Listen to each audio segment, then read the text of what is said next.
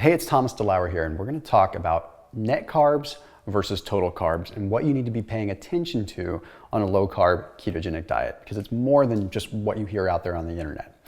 So first, we're going to have to break down what exactly a net carb and a total carb is. And I know that this might be very simple for a lot of people watching this video, but it's going to help the overall understanding of this video in the first place.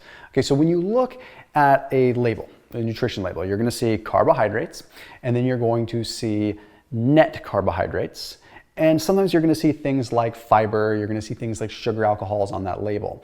Well, those are subtracted from the total fiber content. So what that means is if you have a label that says 10 grams of carbohydrates, but it has 7 grams of fiber, your net carbohydrates are going to be 3 because you take 10 minus the fiber and you're left with 3.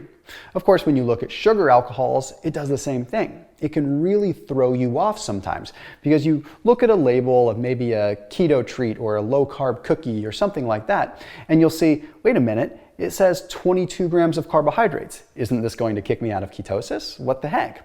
Well, then you look a little bit further and you see, oh, okay, well, there's 5 grams of fiber, that counts for something, but then you see sugar alcohols, and that's going to be anything ranging from erythritol, xylitol, maltitol, sorbitol, you name it, and that might show up as 15 grams.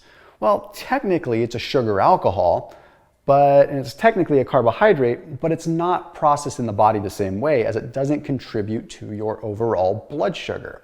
So when we look at overall total carbs versus net carbs, what we're ultimately looking at is what carbohydrates actually affect your blood sugar, and only the net carbohydrates affect your blood sugar. Just because something doesn't contribute to blood sugar doesn't necessarily mean that it doesn't affect your overall ketone levels. Okay, you can still indirectly get affected from that. You see, for example, sugar alcohols still have calories, so they're still going to demand some kind of insulin load. They're still going to demand some kind of processing, which in some sort of anecdotal case studies, we have seen that affect ketone levels. So usually what I recommend doing is when you look at things like fiber or when you look at things like sugar alcohol, count them as half of what they are. Now, I know that sounds a little confusing, so let me explain a little bit more detail and just lay it out for you. If you have a label that shows 10 grams of carbohydrates and it shows 5 grams of fiber, so technically you'd be at 5 grams of net carbs. Well, what I recommend you do is count half of that fiber as a fiber. Let the other half potentially be a net carb. So that means that you're left with rather 5 net carbs, you're actually left with 7.5. And some of you might be watching this video saying, but that's just wrong. That's not how we see it on the label.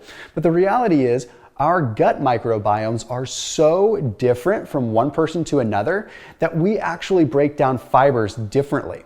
For example, one person might have the intermediary bacteria there in their gut to break down some of the starches that another person doesn't. Which means if they break down these fibers, they could end up with the actual monosaccharides that effectively change our blood sugar. So the only way you can truly tell is to test yourself, but we can't look at the big general picture and trust that all fibers are going to be totally guilt-free, because they do play a part. And then we have to ask ourselves, well, what sugar alcohols should we be concerned with? Honestly, you should be concerned with all sugar alcohols.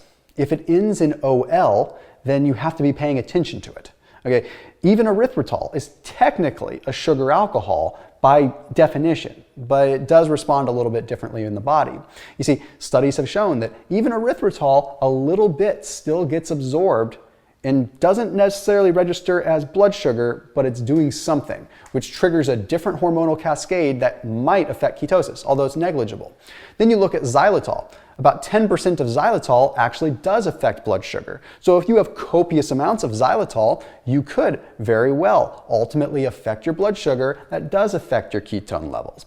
So when you're looking at net carbs and total carbs, whether it's from sugar alcohols or from fiber, always count the sugar alcohols and the fiber for half of what they are. If it says 10 grams of sugar alcohols, count 5 of it. If it says 10 grams of fiber, count 5 of it. And I will go ahead and say, for those of you that are watching this channel, you know that Thrive Market sponsors a lot of the content here. I have been able to assemble keto boxes through Thrive Market. So online membership-based grocery store allows you to get things delivered right to your doorstep, things that I would recommend, things that I would endorse, groceries that I recommend. So if you use the link that's down below, you can access Thrive Market and check out Thomas's intermittent fasting boxes, Thomas's keto boxes, hormone optimization boxes, you name it. And all those things are going to be foods that are keto friendly. So make sure you check them out down below in the description. Now, an additional note on fiber, something very, very, very important. If you're questioning whether fiber is going to potentially kick you out of ketosis or not, your best bet is to have more in the way of soluble fiber versus insoluble fiber. Insoluble fiber is more powerful because it draws water into it. And the reason it's a fiber is because it's purely indigestible and it has an osmotic effect where it draws water. So you have less risk of it actually affecting your blood sugar than you would with like a typical fibrous fiber that still gets broken down into saccharides, gets broken down into sugar within your gut. If you've ever been gassy after having a fibrous food, well, it's simply because your body is trying to break it down and you have off gases that are produced because you're not digesting it. But once again, if you're using soluble fiber, you end up drawing water into it, and that's what forms the bulk rather than just the gas and the overall fiber itself. So anyhow, net carbs is not this big daunting thing, but you do have to look at it a little bit more conservatively if you're trying to optimize your ketone levels. Plain and simple, it's better to err on the side of caution.